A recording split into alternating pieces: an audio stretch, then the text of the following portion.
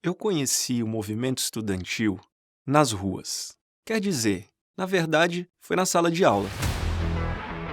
Mas justamente quando estávamos nos preparando para ir para a rua. Daí em diante, eu nunca havia ficado fora das ruas. Aliás, para mim, ser estudante e militante era esperar que em algum momento estaríamos de novo ao lado de milhares de outros jovens em alguma manifestação. Eu nunca pensei que fosse ficar tanto tempo fora das ruas. Imagine então ser militante do movimento estudantil e não poder passar em sala de aula, fazer aquelas grandes assembleias no pátio ou sair em bloco e em marcha para os protestos. Mas hoje eu tô aqui de novo.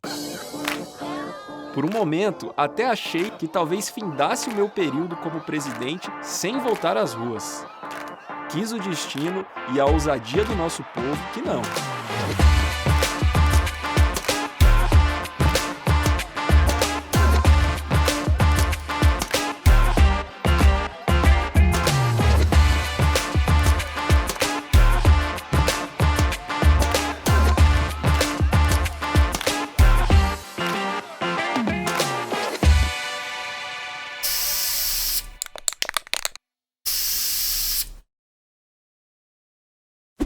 E essa é a história que nós queremos contar para vocês.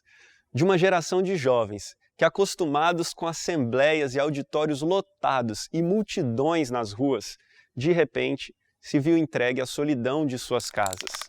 Mas que ainda assim não ousaram abrir mão do legado das gerações de estudantes que nunca desistiram de lutar. Eu já tinha visto muitas manifestações, mas em 2019 me surpreendeu. O tsunami da educação foi uma das coisas mais bonitas que vivi na minha vida. Um mar de estudantes convictos de que ir à luta era necessário para defender a nossa universidade pública. A principal voz de resistência a Bolsonaro é a estudantil. E foi assim que começamos essa gestão, em enfrentamento direto com esse governo e o seu projeto de destruição da educação pública e de perseguição ao movimento estudantil.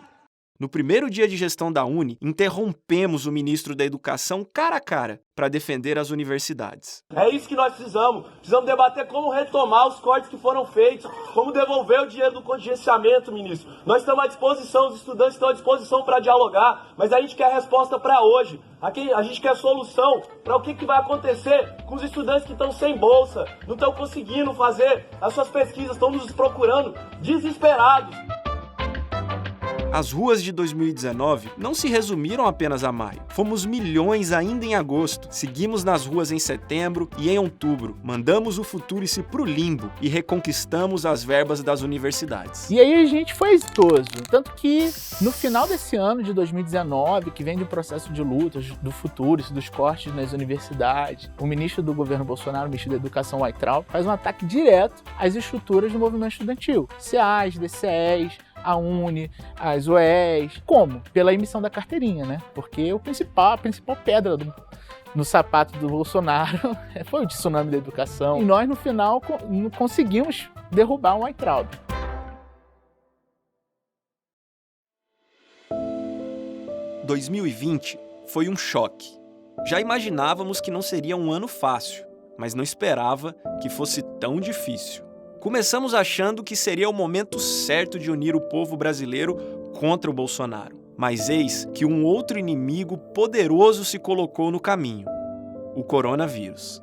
A gente estava construindo uma campanha, né? Eu defendo a educação para voltar às universidades, dialogar com os estudantes. Tinha, inclusive, novos atos marcados da educação, com outros setores da educação também. E a gente teve que cancelar. Foi o primeiro momento, assim... Gente, a pandemia chegou no Brasil, vamos ter que se reinventar.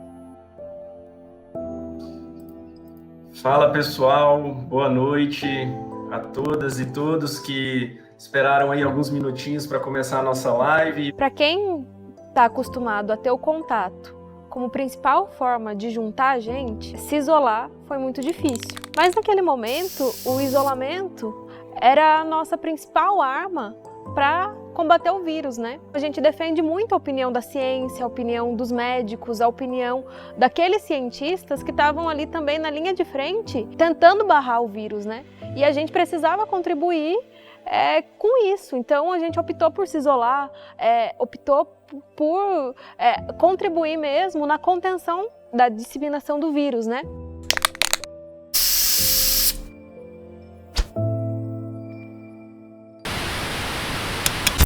A UNE e a UBS entraram hoje com um mandado de segurança no Superior Tribunal de Justiça para tentar adiar a realização do exame.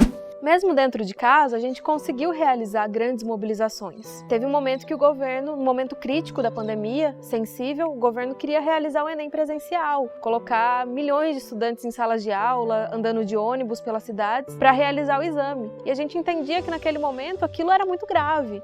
Então tinha estudantes desesperados, procurando a UNE, procurando a UBS, e a gente conseguiu realizar uma grande pressão virtual. A gente recebeu o apoio de artistas, de influencers, de parlamentares do campo progressistas, de cientistas, de médicos.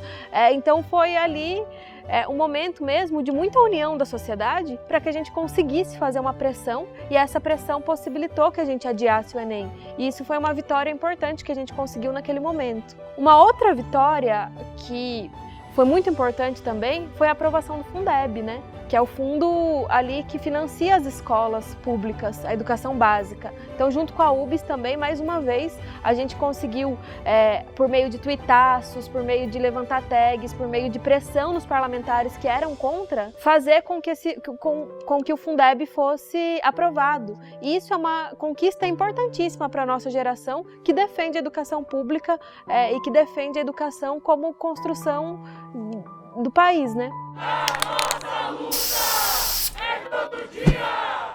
Educação não é mercadoria. Enquanto UNE, enquanto movimento estudantil, se articulou muito na defesa desses estudantes que estavam ali desafiados mesmo pela conjuntura, buscando a redução das mensalidades, né? A gente fez uma luta gigantesca enquanto UNE, conseguiu milhares de assinaturas de estudantes de todo o Brasil que se articularam em conjunto com parlamentares, com os governos, para conseguir buscar essas reduções, né, nas universidades. Em alguns lugares a gente teve ganhos que garantiram que esses estudantes permanecessem na universidade nesse período pandêmico.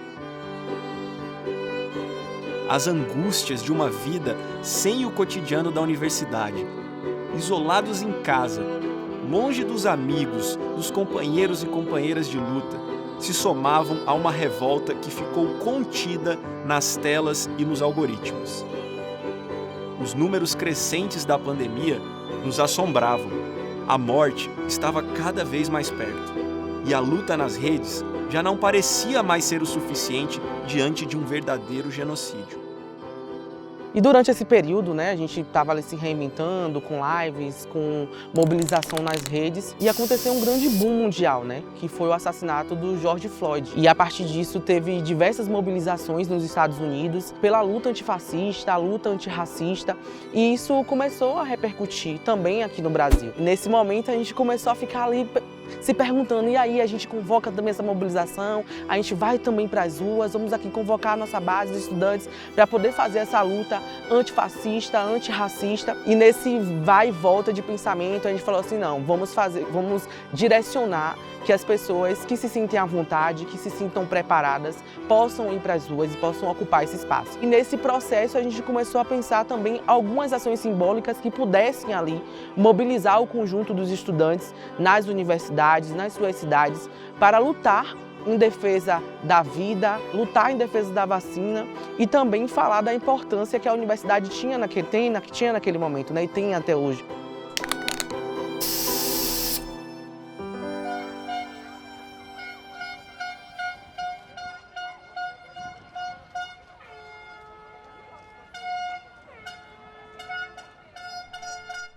A gente teve aí 25 intervenções, 25 interventores nas universidades e institutos federais, reitores eleitos que não foram empossados. Desses, apenas 2 tiveram aí essa intervenção revertida. Essa articulação junto com os reitores também a nível nacional, até mesmo antes do início dessa gestão, e que era necessário que a gente pudesse avançar nessa pauta. Essa pauta articulada, inclusive, com setores que são fundamentais para que, de fato, exista essa democracia nas nossas instituições, porque não é somente votar na eleição para reitor, que a comunidade acadêmica tem a sua decisão respeitada, mas também defender questões que são básicas para o funcionamento das nossas instituições, que passam pela democracia. E a democracia no nosso país, ela passa, sem sombra de dúvidas, pela luta contra as intervenções e também pela campanha reitor eleito e reitor empossado. Sobre as questões relativas à luta contra os cortes de verbas na educação, nesse último período, a UNE ela foi, sem sombra de dúvidas, baluarte e vanguarda nessa luta. 3, 2, 1.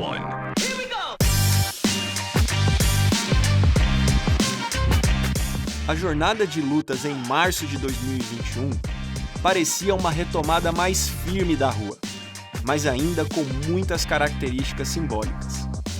Ali, lançamos a chamada Vida, Pão, Vacina e Educação, que sintetiza o principal da nossa luta nesse tempo. Bolsonaro, genocida!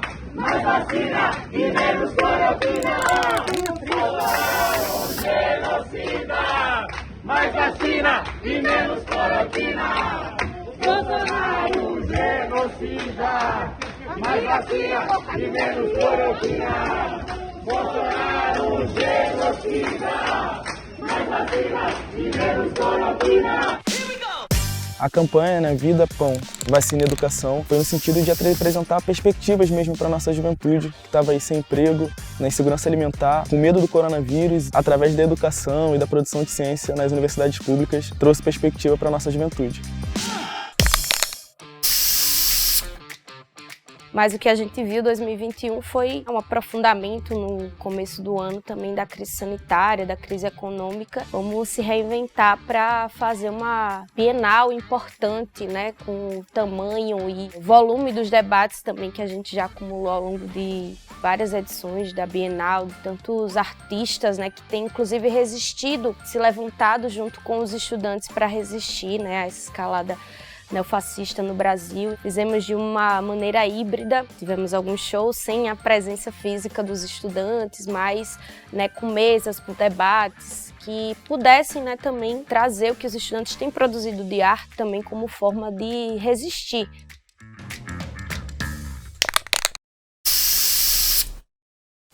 Então, acho que os encontros eles servem também para conseguir organizar o nosso horizonte de lutas. E o nosso horizonte de lutas hoje, com certeza, é o horizonte do Fora Bolsonaro. Para conseguir pensar, então, uma vida mais justa para os estudantes, para as mulheres, para os negros, para os LGBTs, também foi uma coisa que pautou também o todo da nossa gestão. A gente sabia que ia ser uma gestão de resistência e de enfrentamento, sobretudo, às políticas de retrocesso desse governo.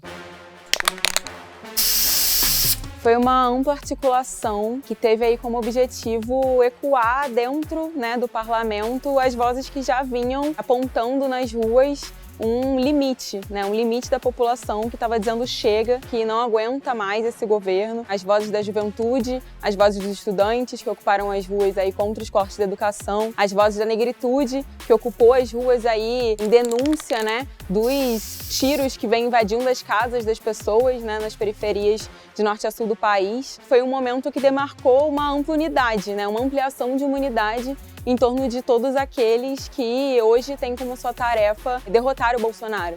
Então foi uma demarcação dessa unidade e dessa expressão das vozes das ruas dentro do parlamento. Quem diria que acabaríamos aqui, nas ruas? E tantas ruas! Não me lembro da última vez que fizemos 3 dias nacionais de manifestações lotadas em praticamente um mês. Foi muito tempo de indignação represada. As pessoas já não aguentavam mais. Universidade sem dinheiro, o povo sem vacina, sem emprego, sem comida. Bolsonaro e Covid. Que combinação explosiva e mortal.